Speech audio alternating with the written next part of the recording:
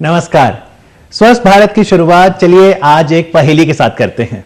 बताइए तो भला वो कौन सी प्रक्रिया है जो आप हर वक्त करते हैं, हर रोज करते हैं, ताउम्र करते हैं, इस समय कर रहे हैं, कहीं बैठे हों, किसी के साथ बैठे हों, आप हमेशा करते हैं। You've guessed it right, breathing, सांस लेना। और आज स्वस्थ भारत के इस अंक पर हम फोकस कर रहे हैं फेफड़ों यानी लंग्स पर, और इस पर ज्यादा जानकारी के साथ हमारे साथ दो विशेषज्ञ हैं। स्वागत कीजिए डॉक्टर रणदीप गुलेरिया का। आप अखिल भारतीय आयुर्विज्ञान संस्थान से हैं। डॉक्टर साहब नमस्कार। नमस्कार। और साथ ही लंग कैंसर पर खासतौर पर हमें जागृत करने के लिए हमारे साथ हैं medical oncologist doctor Manish Singhal. Doctor साहब आपका भी स्वागत है। नमस्कार जी। डॉक्टर गुलेरिया, न केवल सांस लेने में बल्कि जब हम बोलते हैं, चिल्लाते हैं, रोते हैं, हंसते हैं, सब में फेफड़े हमारी मदद करते हैं। बिल्कुल सही। जब से हम पैदा होते हैं और टिल द एंड सांस लेना एक इंटीग्रल पार्ट ऑफ लाइफ है। चाहे हम सो रहे हों, चाहे जाग रहे हों, सांस तो हम हर समय लेते हैं। तो लंग्स की इंपॉर्टेंस है, तो कैसे ख्याल रखें डॉक्टर मनीष कि लंग्स हमारे स्वस्थ रहें? शुरुआत से ही मेरे ख्याल से हमें फिजिकल एक्सरसाइज, जो कि आज की दुनिया में बहुत कम लोग करने लग गए हैं, हम धीरे धीरे सेडेंट्री होते जा रहे हैं। हर चीज़ के लिए हमें स्कूटर या बाइक की जरूरत होती है। I think we should walk, let the feet hit the street, rather than हम हमेशा किसी चीज़ का, किसी वाहन का उपयोग करें। हमारे लंग्स के लिए और हमारे रेस्पिरेटरी सिस्टम के लिए और हार्ट के सिस्टम के लिए भी वॉक करना और जॉग करना और एक्सरसाइज करना बहुत इंपॉर्टेंट है। Okay, late the feet hit the street, that sounds very nice. What about dancing? Do you think हम सबको डांस करना चाहिए? बिल्कुल सही। कोई भी एक्सरसाइज हम करें जिससे हमारा हार्ट और लंग्स पे एक्सरसाइज हो, मसल्स की टोनिंग हो, उससे ये बात हमारी लंग की कैपेसिटी और हार्ट की जो फंक्शनिंग है उसमें इम्प्रूवमेंट होगा। जैसे हम कह रहे हैं कि हमें दो चीज़ें करनी चाहिए। एक, अपने जो हार्ट है और लंग्स हैं उसकी एफिशिएंसी बढ़ानी चाहिए, एक्सरसाइज से करें, डीप ब्रीदिंग एक्सरसाइज से करें। दूसरा ये कि हमें अवॉइड करना चाहिए कि हमारे फेफड़ों में कोई डैमेज ना हो। Preventive measures are very important. और हमारे लंग्स ऐसे हैं जिसमें हम हर टाइम कुछ ना कुछ अंदर सांस ले रहे हैं, तो कुछ ना कुछ हवा अंदर जा रही है फेफड़ों में, जिससे ऑक्सीजन हमारी बॉडी को मिल रही है और कार्बन डाइऑक्साइड हमारी बॉडी से बाहर जा रही है। लेकिन उस सांस के साथ कई ऐसी चीज़ें भी जा सकती हैं जिससे फेफड़ों को नुकसान हो सकता है। और मैं ये कहने की कोशिश कर रहा हूँ कि जैसे धूम्रपान जैसी चीज़ है जो सबसे ज़्यादा फेफड़ों को नुकसान करती हैं, वो प्रिवेंशन बहुत ज़रूरी है। Smoking is a big no no अगर आप अपने लंग्स को हेल्दी रखना चाहते हैं। जी, तो धूम्रपान को बिल्कुल ना कहना है। और कहीं ना कहीं लंग कैंसर का सबसे बड़ा कारण भी टोबैको यूसेज ही है। इस पर हम जरूर सवाल करेंगे डॉक्टर मनीष और डॉक्टर रणदीप से। लेकिन यदि आपके भी कोई सवाल हैं लंग से जुड़े तो आप हमें फोन कीजिए। इस समय हमारे टेलीविजन की फोन लाइंस आपके लिए खुली हैं 23097532, 23097532। दिल्ली से बाहर या मोबाइल से फोन करें तो 011 अवश्य लगाइएगा। यदि कोई धूम्रपान करता है, किस तरह वो हमारे लंग्स पर असर करता है? धूम्रपान में 4000 यानी 4000 केमिकल्स हैं, जिनमें से 50 केमिकल्स ऐसे हैं जो कि डायरेक्ट कार्सिनोजेंस यानी कि कैंसर कॉजिंग केमिकल्स हैं, जिनके बारे में हम जानते हैं, जैसे कि benzene, formaldehyde, nicotine, carbon monoxide. So ऐसे बहुत सारे केमिकल्स हैं जो हम नोइंगली अननोइंगली हम उसको इनहेल कर रहे हैं, जो कि डायरेक्टली कार्सिनोजेन का काम करते हैं या इरिटेट करते हैं।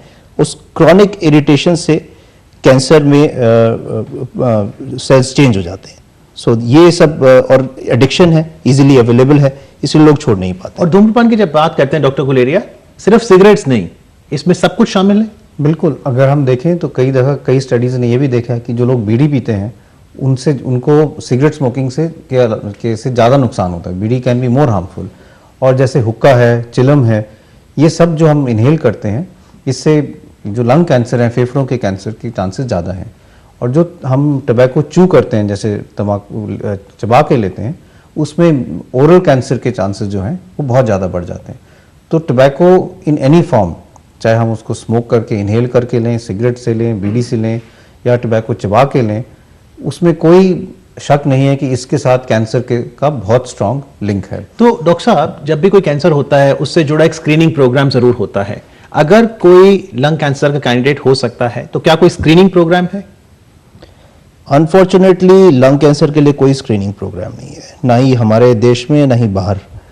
कुछ रीसेंट स्टडीज़ हैं ऐसी जिनमें लो डोज यानी रेडिएशन की कम मात्रा में सीटी स्कैन करके एट रिस्क पॉपुलेशन यानी कि जो लोग स्मोकर्स हैं ऑलरेडी या 20-30 सालों से स्मोकिंग कर रहे हैं, जनरली हम पैक ईयर्स में गिनते हैं कि 20 सिगरेट से ज़्यादा डेली, उनमें लंग कैंसर की स्क्रीनिंग करने से लाभदायक सिद्ध होता है।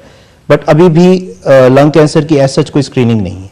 जहाँ प्रिवेंशन की बात की जाती है वहाँ आई थिंक स्ट्रेस ज़्यादा प्रिवेंशन की तरफ है, स्क्रीनिंग से ज़्यादा। लेकिन अगर मैग्नीट्यूड देखें तो जितने भी केसेस भारत में हो रहे हैं उसका जो हिस्सा लंग कैंसर का है, क्या ज़्यादा बड़ी तादाद में है? बहुत बड़ी तादाद में। अगर हम देखें, स्पेशली अगर हम रेस्पिरेटरी डिजीज इन जनरल देखें और लंग कैंसर देखें, तो जो रेस्पिरेटरी डिजीजेज हैं वो हमारे कंट्री में सबसे ज़्यादा रैपिडली इंक्रीज कर रही हैं।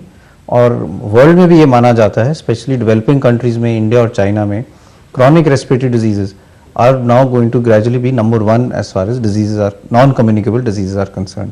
और उसमें स्मोकिंग और धूम्रपान का बहुत ज़्यादा रोल है। और कौन सी डिजीजेज हैं रेस्पिरेटरी? रेस्पिरेटरी डिजीजेज दो टाइप के हम कह सकते हैं, कम्युनिकेबल और नॉन कम्युनिकेबल। नॉन कम्युनिकेबल है जो इन्फेक्शन नहीं होती, उसमें ब्रोंकाइटिस है, वो भी स्मोकिंग से लिंक्ड है, दमे की शिकायत है, एस्थमा है, लंग कैंसर है, और कई ऑक्यूपेशनल लंग डिजीजेज हैं जो मेनली ये नॉन कम्युनिकेबल डिजीजेज में आती हैं।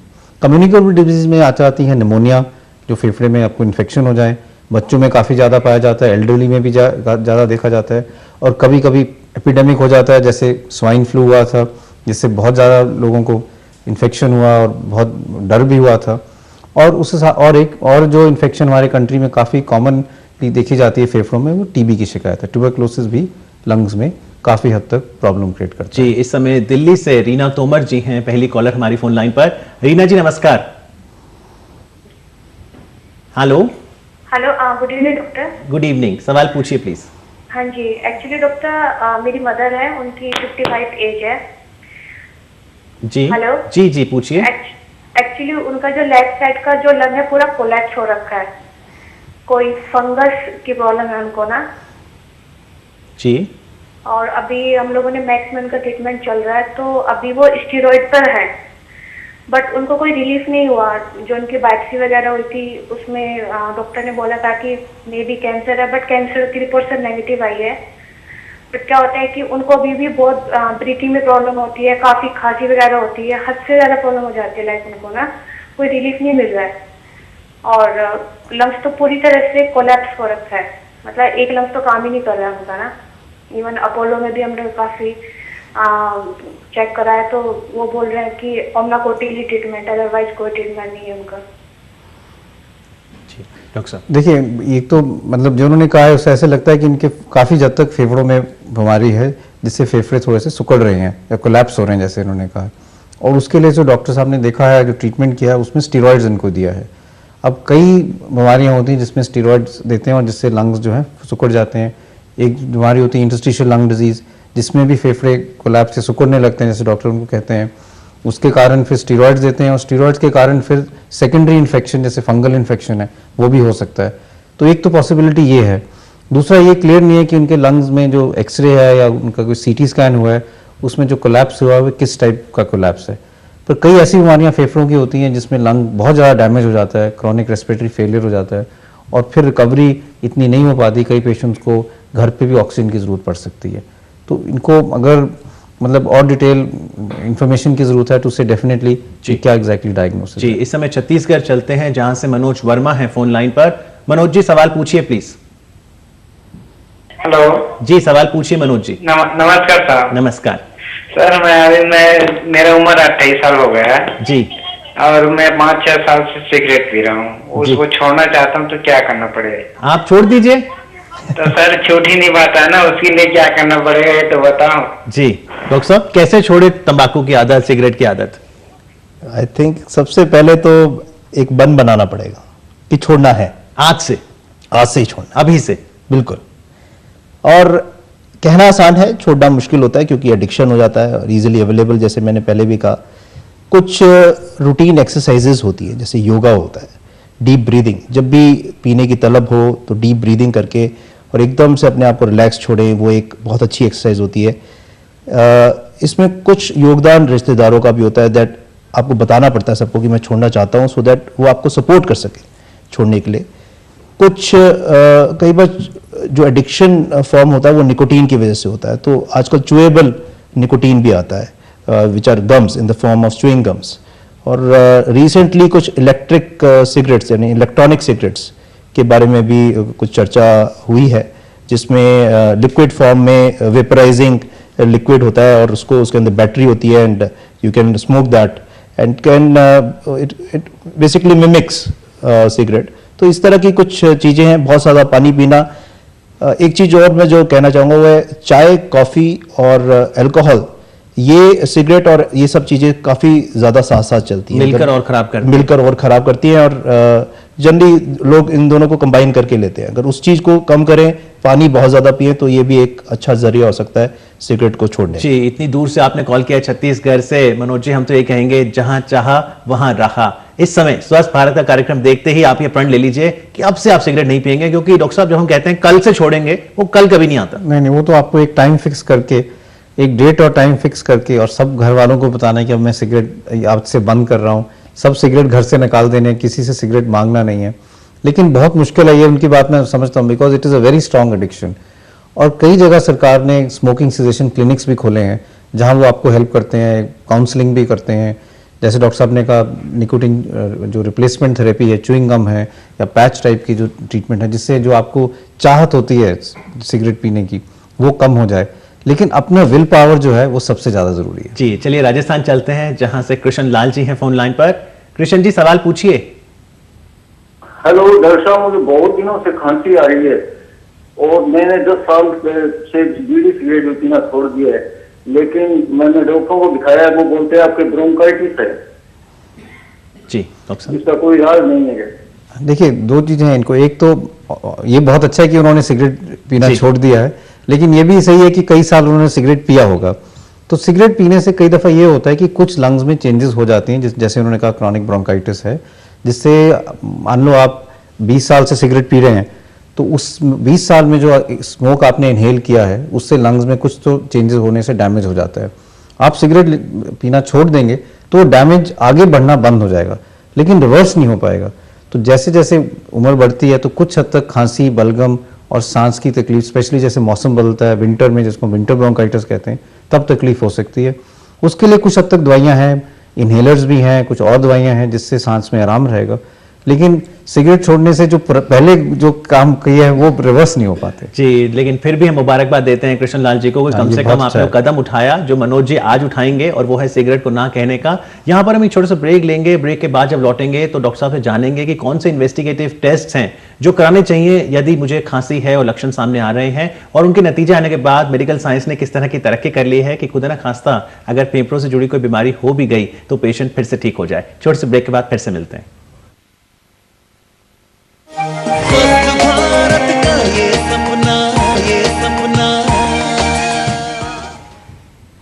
Welcome back. स्वस्थ भारत में आज हम बातचीत कर रहे हैं लंग्स पर। हमारे साथ हैं all India institute of medical sciences से डॉक्टर रणदीप गुलेरिया और साथ ही फोर्टिस अस्पताल से medical oncologist doctor Manish single. Doctor Manish, कौन से सिम्टम्स नजर आए और उसके बाद में कौन से इन्वेस्टिगेटिव टेस्ट करवाऊं? लंग कैंसर से संबंधित आप पूछ रहे हैं। लंग कैंसर के सिम्टम्स बहुत ज़्यादा मैच करते हैं किसी और लंग कैंसर की बीमारी, किसी और लंग की बीमारी को। खांसी, बहुत लंबी खांसी जो बहुत दिनों से नहीं जा रही है, एक तो ये सिम्टम। खांसी में के साथ खून आना, जिसको हेमोप्टाइसिस बोलते हैं हम लोग, ऐसा सिम्टम। सांस बहुत जल्दी फूल जाना, जो रूटीन में आपको नहीं नज़र आ रहा है और सांस फूल रूटीन में आप देख रहे हैं कि पहले मेरे को ऐसी सांस नहीं फूलती थी, एक ऐसा सिम्टम। या छाती में कहीं पेन, बहुत ज़्यादा पेन होना, इस तरह के सिम्टम्स जो हैं ये जनरली कॉमन सिम्टम्स होते हैं जो लंग से रिलेटेड होते हैं, बट ये किसी और बीमारी में भी हो सकते हैं। बट अगर ऐसी कोई सिम्टम्स हैं बहुत लंबे चल रहे हैं तो उसके लिए हमें जांच जरूर करानी चाहिए। जांच में आप कहेंगे कि पल्मोनरी फंक्शन टेस्ट कराएं, स्पायरोमेट्री की बात होती है। देखिए, जांच दो टाइप की हो सकती है। एक तो जैसे हम अगर देख रहे हैं कि ब्रोंकाइटिस है या कोई और लंग कैंसर के हम शक है, तो उस पहले क्लिनिकल डायग्नोसिस आपको क्या लग रहा है। आपको लग रहा है कि पेशेंट को जैसे दमे की शिकायत है या ब्रोंकाइटिस है या लंग कैंसर के चांसेस हैं, वो डिपेंड करेगा कि आप आगे क्या जांच कराना चाहते हैं।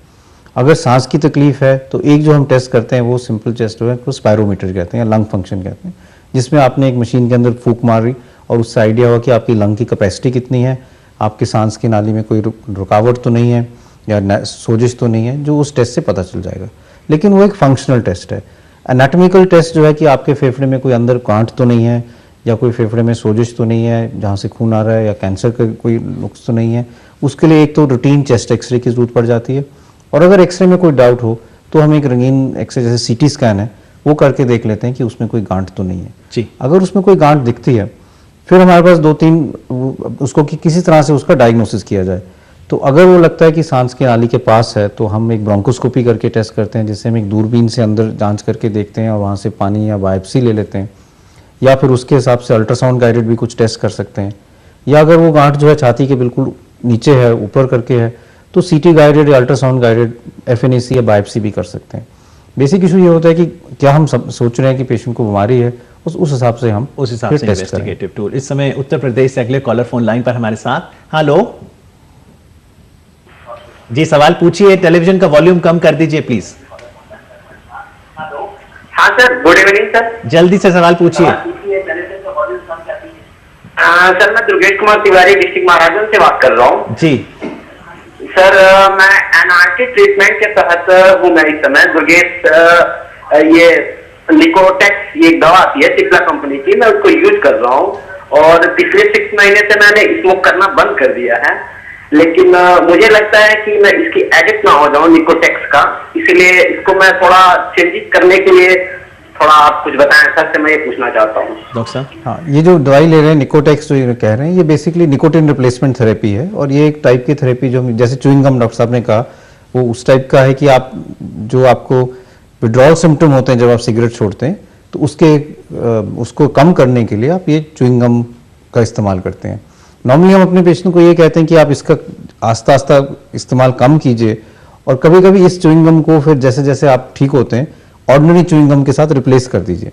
जैसे आप उसको ले रहे हैं, इसकी 2 स्ट्रेंथ में आते हैं, 2 मिलीग्राम और 4 मिलीग्राम, तो आप उसको अगर आप मान लो दिन में 6-7 दफ़ा ले रहे हैं तो उसको कम कर दो, और जब बीच में हुआ तो ऑर्डिनरी च्युइंग गम लेना शुरू कर दो, जिससे आस्ता आस्ता इससे आप ये च्युइंग गम आप लेना बंद कर देंगे। जी, लंग कैंसर के क्योर की अगर बात करें, आप तो मेडिकल ऑन्कोलॉजिस्ट हैं, तो क्या दवाइयां आ गई हैं आज जिससे कि अगर भगवान न करे कैंसर है तो क्योर हो सकता है? लंग कैंसर के अंदर काफ़ी सारी डेवलपमेंट्स हुई हैं रिसेंटली। अनफॉर्चुनेटली ज़्यादातर पेशेंट्स एडवांस स्टेजेस में आते हैं, 90% से ऊपर पेशेंट एडवांस स्टेजेस में आते हैं, लोकल स्टेजेस में नहीं आते हैं। इसके बहुत सारे कारण हैं ऐसा होने के, बट डेफिनेटली बहुत सारी नई डेवलपमेंट्स हुई हैं, बहुत सारी टारगेटेड थेरेपीज़ भी आ गई हैं। अब हम ग्रेजुअली उस तरफ जा रहे हैं जिसे हम कहते हैं पर्सनलाइज्ड मेडिसिन। दैट इज़ जो दवा आप में काम करेगी वही हम आपको देंगे। तो ग्रेजुअली हम उस तरफ जा रहे हैं जहां हम कैंसर के सेल्स को टेस्ट कर सकते हैं, जिसमें कि ऐसी कोई म्यूटेशंस या ऐसी उसमें चेंजेस हैं या नहीं, और हम उस हिसाब से मेडिसिन्स प्रोवाइड कर सकते हैं कुछ हद तक। ग्रेजुअली इसमें बहुत नई डेवलपमेंट्स हो रही हैं, बहुत सारी नए चैप्टर्स खुल रहे हैं, बहुत सारी चीज़ें हमें भी सीखने को मिल रही हैं। सो इसमें डेफिनेटली बहुत सारी नई डेवलपमेंट्स हैं। जी, इस समय राजस्थान से ओम प्रकाश जी हैं फोन लाइन पर। ओम प्रकाश जी नमस्कार। जी, सवाल पूछिए। हाँ जी, नमस्कार जी। जी हाँ, मैं ये पूछना चाहता हूँ कि ये जो एलर्जी का अस्थमा है मेरे को, हाँ कभी कभी ये एलर्जी का अस्थमा हो जाता है जी। तो इससे मतलब बताओ या ट्रीटमेंट इसमें क्या होता है जी? जी, एलर्जी का अस्थमा, देखो एलर्जी का अस्थमा जी, जैसे मैं कभी कभी इनहेलर का प्रयोग कर लेता हूँ, जैसे सल्बुटामोल जो आता है उसका जी। तो इससे बचाव के लिए क्या कर सकते हैं जी? छींकें भी आने लग जाती है, तो थोड़ी बहुत महीना या 2 महीना से मतलब सांस की तकलीफ हो जाती है, ये सांस की नाली फूट जाती है, और जब कफ निकलता है तो उसमें क्या है कि धुआं वगैरह जैसे कांटे सी निकलती है सबके साथ कठोर कांटे सी। जी, तो इसका क्या इलाज? जी सुनिए अब डॉक्टर साहब का जवाब। देखिए, जैसे ये जो लक्षण बता रहे हैं, इनको एक तो दमे की शिकायत है, अस्थमा टाइप का है जिससे इनको खांसी है और बलगम आता है और सीटी जैसी आवाज़ भी आती है, और दूसरा जो छींकें बता रहे हैं, नाक बहती है, इनको एलर्जिक राइनाइटिस भी है। तो नाक की एलर्जी भी है और सांस के जो फेफड़े हैं उनकी भी एलर्जी है। प्रिवेंशन है और ट्रीटमेंट है। प्रिवेंशन के लिए इनको ये परहेज रखना है, क्योंकि एलर्जी के लिए कुछ ट्रिगर्स होते हैं जिससे जो सांस की तकलीफ बढ़ जाती है। धूल है, धुआं है, उससे परहेज रखना है। धूल धुआं छाती में अंदर जाएगा, नाक में इरिटेशन करेगा, छींकें शुरू हो जाएंगी, सांस की नाली सूज जाएगी, सीटी जैसी आवाज़ आएगी और तकलीफ होने लगेगी। ये अवॉइड करें कि जहाँ ये सोते हैं बेडरूम में डस्ट नहीं हो, बिस्तर के नीचे गीले कपड़े से पोछे से साफ करें कि डस्ट ना हो, बेडरूम में कोई कारपेट ना रखें। अगर एसी यूज़ कर रहे हैं या कूलर यूज़ कर रहे हैं तो उसका फिल्टर या उसको अच्छी तरह से साफ रखें, क्योंकि उसमें अगर कोई फंगस ग्रो हो जाए या कुछ और हो जाए तो उससे उनको इरिटेशन से सांस की तकलीफ हो सकती है। तो ये बचाव रखना है, बहुत ठंडी चीज़ें खट्टी चीज़ें ना लें। पोल्यूशन जहाँ पे ज़्यादा है वहाँ नाक और मुंह ढक लें, जैसे झाड़ू लग रहा है, किचन में तड़का लग रहा है तो नाक मुंह ढक लें, बिकॉज वो जो फ्यूम्स हैं वो इनके सांस की नाली को इरिटेट करेंगे। ये समझ लें कि इनकी सांस की नाली और नाक जो है ज़्यादा सेंसिटिव है, तो इनको ये प्रिकॉशंस रखने हैं। डॉक्टर साहब, कई बार हम सुनते हैं कि चोकिंग हो गई, एकाएक चोकिंग हो गई। ये चोकिंग क्या है और क्या इसका कारण भी एलर्जी से ही जुड़ा है? चोकिंग के कई कारण हो सकते हैं, कुछ हद तक एलर्जी के कारण भी हो सकता है। कई लोगों को बड़ी सीवियर एलर्जी जैसे एनाफिलैक्सिस हम कहते हैं, एकदम सांस रुक जाता है, लैरिंजियल एडीमा हो जाता है, उस टाइप की भी चोकिंग हो सकती है। कई दफ़ा एल्डरली लोगों में जैसे वो स्वॉल्विंग पूरी नहीं हो पाई और जो खाना खा रहे हैं वो एकदम सांस की नाली में चला गया तो उससे भी चोकिंग हो सकती है। तो चोकिंग के कई हद तक कई कारण हो सकते हैं।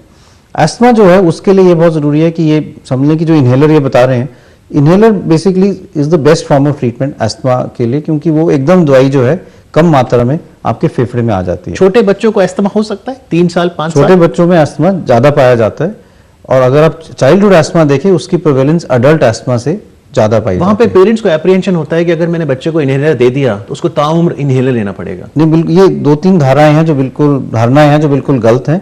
एक तो ये है कि अगर हमने इन्हेलर शुरू कर दिया तो ये जो है एडिक्शन हो जाएगी। दूसरा, इन्हेलर जो है ये लास्ट फॉर्म ऑफ ट्रीटमेंट है, इसको शुरू में नहीं देना चाहिए। इन्हेलर एक्चुअली अब फर्स्ट फॉर्म ऑफ ट्रीटमेंट है, नॉन एडिक्टिंग है और इसके बहुत फायदे हैं। आप ये समझ लो कि आप अपने बच्चे को वो दवाई दे रहे हैं जो सिर्फ फेफड़ों में जा रही है और बॉडी में नहीं जा रही, उससे उसके कोई सिस्टमिक साइड इफेक्ट नहीं होंगे। वही अगर आप दवाई गोली से या सिरप के हाथ देंगे तो वो पहले पेट में जाएगी, फिर सारी बॉडी में वो डिस्ट्रीब्यूट होकर फिर फेफड़ों में पहुंचेगी, तो उसकी मात्रा भी ज़्यादा देनी है और उसके साइड इफेक्ट्स भी ज़्यादा होंगे।